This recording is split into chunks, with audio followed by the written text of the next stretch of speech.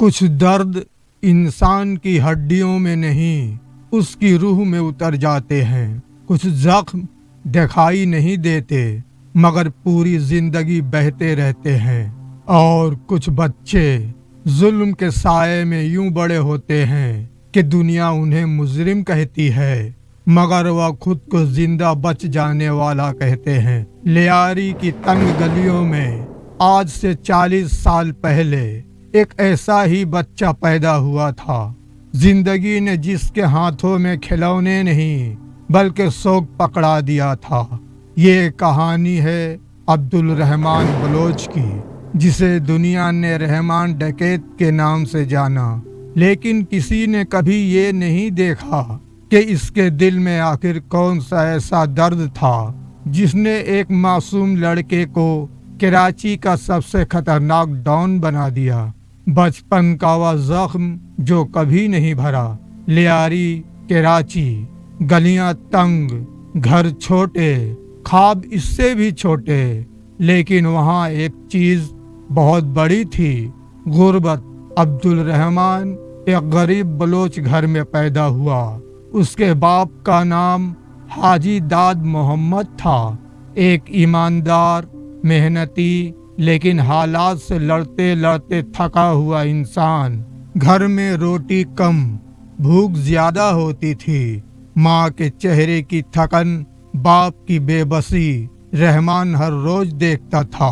پھر ایک دن اس نے اپنے سامنے اپنے باپ کو پولیس والوں سے تھپڑ کھاتے دیکھا، صرف اس لیے کہ اس نے بھتہ دینے سے انکار کر دیا تھا. وہ منظر رحمان کے دل میں کیل کی طرح پیوست ہو گیا.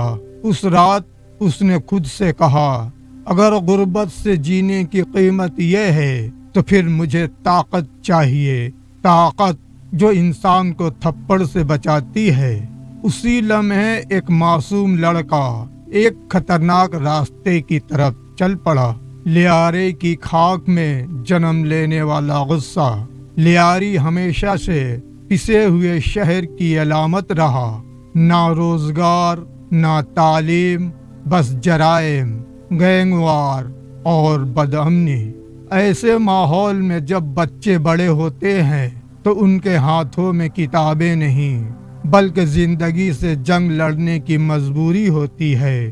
رحمان بھی 13 سال کی عمر میں چوری چکاری کے چھوٹے چھوٹے کاموں میں پڑ گیا، لیکن وہ عام چور نہیں تھا. اس کے اندر ایک عجیب سی خاموش آگ جلتی تھی. ایک دن محلے میں ایک واقعہ ہوا.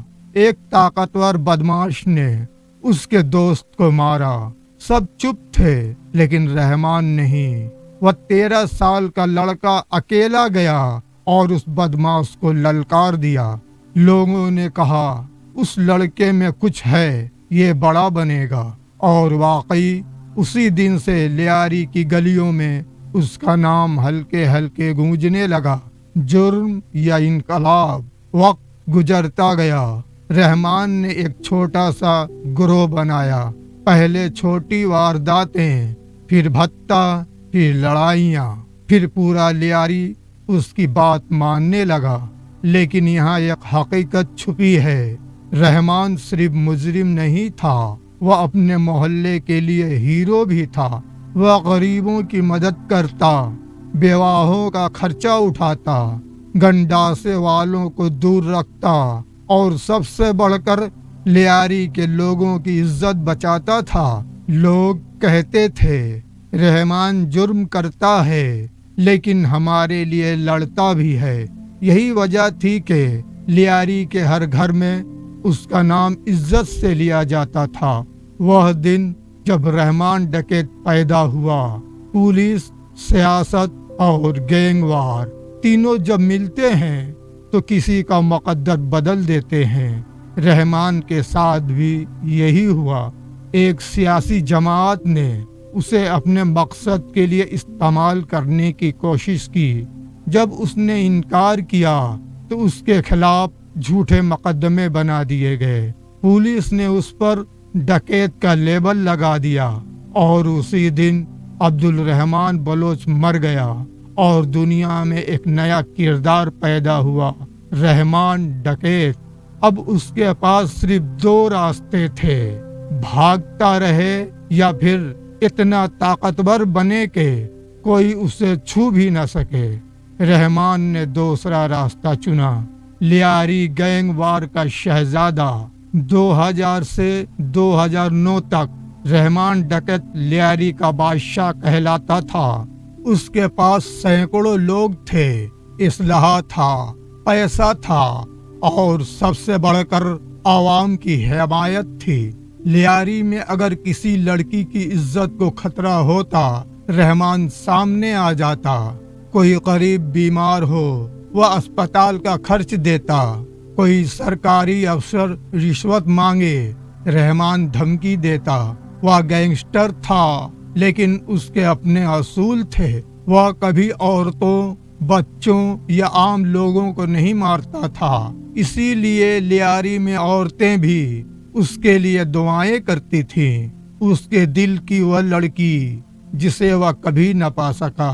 بہت کم لوگ جانتے ہیں کہ رحمان کی زندگی میں ایک لڑکی بھی تھی۔ اس کا نام شازیہ تھا۔ وہ اسکول کی ساتھی، ہم عمر، اور وہ واحد انسان تھی جو رحمان کو ڈکیت نہیں، رحمان کہتی تھی۔ رحمان نے جتنی بار اس سے شادی کی خواہش کی، اتنی ہی بار شازیہ نے کہا، تمہاری دنیا خطرناک ہے، میں نہیں چاہتی کہ میرا بچہ خوف میں پلے۔ یہ بات رحمان کو چیرتی تھی۔ وہ طاقتور تھا لیکن اس کے پاس شازیہ کو دینے کے لیے پرسکون زندگی نہیں تھی۔ آخر کار شازیہ نے کسی اور سے شادی کر لی اور اسی دن رحمان نے کہا، محبت بھی طاقت مانگتی ہے جو میرے پاس نہیں ہے۔ اس واقعے نے اسے اندر سے توڑ دیا۔ پولیس کی وہ رات جب سب کچھ ختم ہو گیا۔